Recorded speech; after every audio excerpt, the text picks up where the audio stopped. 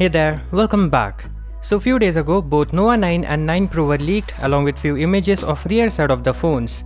Now few more images along with a video has been leaked showing the complete design, and looking at this we can conclude that they are close in design to the Honor 50 series. And that makes sense as the development of Nova 9 series or the Honor 50 series probably started before the two companies split. Anyways, the new device will come on September 23rd, which are only few days away, so stay tuned and I'll be back with all the details right after this.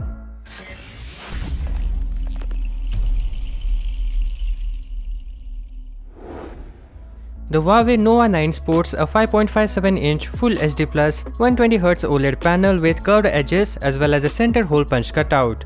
While other companies are trying to reduce the hole punch, this camera looks straight into your eyes with the massive camera cutout. As for Huawei Nova 9 Pro, the display will be a 6.72 inches, retaining the same type of panel, resolution and refresh rate. The only other difference other than the display size is the number of front cameras. It has a dual hole punch cutout with two sensors. Both phones are said to be powered by the same processor. In this case, it's the Snapdragon 778G chip with 4G connectivity. Yeah, that's right, no 5G, and the reason being, Qualcomm was granted a license to sell chips to Huawei that supports only 4G. This is one area of problem because of which Huawei has suffered massively. Only if the sanctions had been lifted and Huawei smartphones offered all the delights of 5G, it would be a massive success. Anyways, as for RAM and storage, it's said to get 8 gigs of RAM and 128 or 256 gigs of internal storage.